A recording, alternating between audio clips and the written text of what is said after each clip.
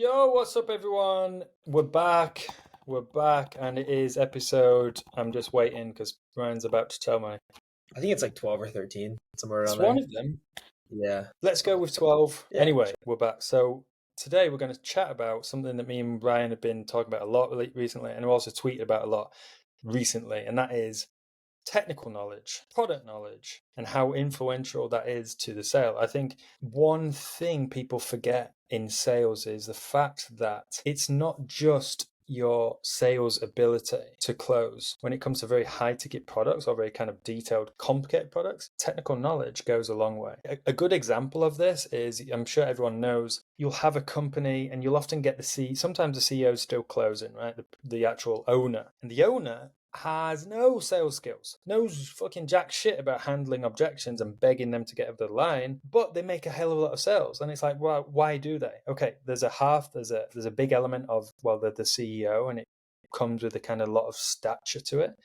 But also the CEO knows the product insanely well, and that in of itself is, I think, a link to what a lot of closes we see lately. I know you think similar, right? Yeah, the one thing I would add to that as well is like the CEO definitely has a ton of conviction that I think a lot of closers maybe just bouncing around on different offers never have because they have no idea about the product. So it kind of leads into that same thing of just completely lacking any sort of technical knowledge.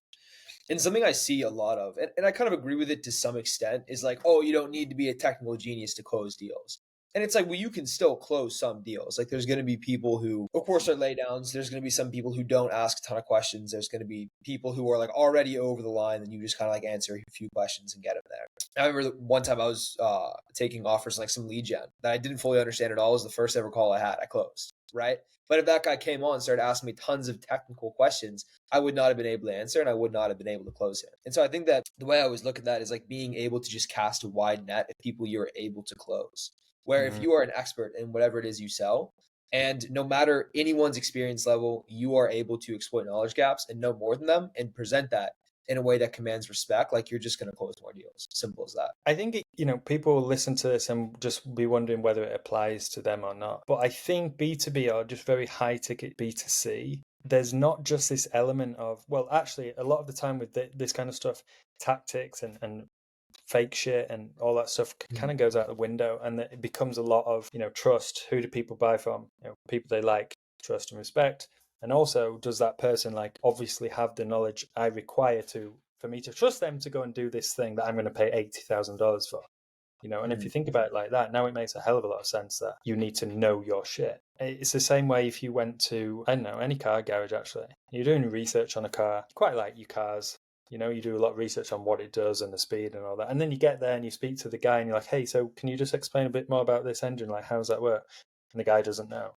Like, what, bro? What are you doing here? Like this has happened a couple times like last week. It's one of those things where like I just notice it's happening like time and time again. Is like closers would like ask you and I how to handle that when someone like asks them a technical question regarding what they're selling. They're like, oh, how do I handle that when someone asks that? It's like, well, bro, you have to answer the question. Like there's no like clever little one-liner or like way to sidestep that because you're just going to piss people off.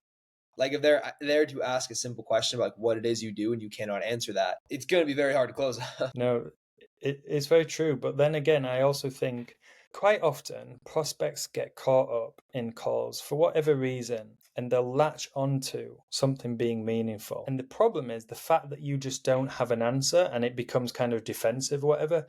It's the end of the call. It's not about just not knowing that. Sometimes it's actually unmeaningful. I'm trying to think of a good example where it's like you essentially need to say to the prospect, I can see where you're going with this, but like me giving you that answer is not the solution to what's going on here. That is actually unmeaningful, whereas your focus should be on this, if you know what I mean. I'll give you actually a really good example. I was watching a call one time and a prospect was saying to the guy who makes YouTube videos, I really don't like your editing style. I really don't like the quality of videos. I think they're really trash and blah, blah, blah. Okay. And it's like, okay, good point. Like, but what's the comeback? Okay, we'll make sure we make better ones for you, bro. No, he's focusing on the wrong shit. Because actually what he only cares about is the results of those videos. He's buying this service because of the end result. He's not buying because of his own likes and dislikes. So if the closer in that position defended and said, well, we can adjust and we can change to you. Well, no, that's the problem there. You need to change his way of thinking to, well, if we get you results, does that really matter about this technical information that you're looking at, Mhm. Hopefully that demonstrates what I'm trying to say. There's always an element of like people kind of getting distracted by different aspects of the program, and it could easily fire off into some weird tangents where they're like hyper fixated on things that don't really move the needle toward the cell. And I think what's important there is you have to have like a specific set, concise answer of like how you navigate that, because you have to expect that it's probably going to happen. And if you've been on an offer for a couple months and people keep asking you questions and you don't have anything like prepared for that, like you're just going to fumble the bag every single call. You're going to fire off on a bunch of different tangents, and you're just going to basically kind of lose their respect, I think, at some point. Exactly. So that highlights the point that if you just have the technical knowledge anyway and you become kind of an expert in what you do, what it actually enables you to do is when someone asks a question, you can think past the question. Yeah. Whereas if you don't know that technical knowledge, you just become stuck and you're fixated on, oh shit, I don't have a good answer, and now you look really bad. Because if you know it all, you're able to say, I get it, why you're asking, but I'm going to show you why that is a stupid question. Yeah. So it does highlight why to just become really good at what you do. But I think people shouldn't make the mistake of, like, it doesn't mean you have to be, if you sell Facebook ads, you don't have to become an actual wizard of fucking CPAs, CTAs, this and this and this. You don't have to know it like an agency owner, But I think you have to relate the fundamentals of how their problems relate to the solution you're selling. That's all that it really requires. Yeah, exactly. It is kind of like fundamental sales, right? At the end of the day, it's like, how can what you're selling solve people's problems? And if you don't know that, and you're just trying to pitch like a course, community, and live call, like it's not going to work, right? You're going to leave a lot of people on the table that otherwise could have closed if you simply knew what you're talking about. I think it's simple stuff too. Like a lot of offers like I've been on, I've just gotten access to the program. I've gotten access to like whatever it is, like a course, watch some videos on it, and like I try to get myself to a point where like I know everything that there is to know to some degree. And of course, like some offers are going to take longer to do that. It depends, a lot of nuances to it, but like I think you should actively be trying to increase your technical knowledge on offers that you're selling, as well as like your ability to actually sell it. For sure, bro. Do you know what? I can't get over the fact if I've ever been on a new offer and I'm in that process of kind of like learning some of the technical stuff, it's just going to happen. No matter how good you are, you're going to get hit with something that you don't know very well and you don't have the best answer. I fucking hate it when it happens, and I will like kill myself for the next 24 hours because of how it happened, and I'm like, that is never going to happen again. No chance can that allow that to happen. Whereas I think a lot of closers like, well, hopefully that doesn't happen again. Not prepared for it at all. Yeah. Like it should happen exactly one time. Like, oh wow, I was not prepared for that. Okay, let me sit down and actually write down a concise answer. And then so next time that happens, I'll give that answer. Was that effective? Yes. Okay, cool. I'll keep doing that. Was it still causing confusions? Okay, well damn. Maybe like let me try to explain it this way then. Yeah. And then you just have a series of concise answers no matter what happens. And of course these things like take time, right? Like you're not going to just be a technical genius day one. You're not going to know what questions people ask, but if you're on it for, a month or so, like ideally at that point, you've pretty much seen everything there is to see, and you should know how to navigate pretty much every situation. Very true. Although I always question about whether what I've said on these podcasts, maybe I'm just fucking repeating shit, but I've got like, and I'm just bring it up on my screen so I can just don't forget all of them. This is what I kind of teach to, here we go. So basically what I teach to, level up students and one-to-one people and consults, when they're in certain positions and you don't have the best answer, right? Or you hit with something like a fucking curveball, which happens a lot, and prospects kind of try their luck with stuff. You're not always going to have the perfect answer. So there's kind of like these bank of answers that there's 5 of them that I make sure you should have in your head. And if you can't have them in your head, like just sticky note literally above your fucking laptop or whatever. So you always remember, as soon as you get a question you don't realize or what, no, then you have these, right? And the 5 is, number 1, silence, confused face. That often kills prospects because they hate silence. Number 2 is, what came over you. Number 3 is, what do you mean? 4 is, why do you ask? And 5 is, what made you say that? Right? I think most people will understand the latter 3. So what do you mean? Why do you ask? What made you say that? They're really beautiful, really quick, concise answers that often reveal the bullshit that prospects are showing you.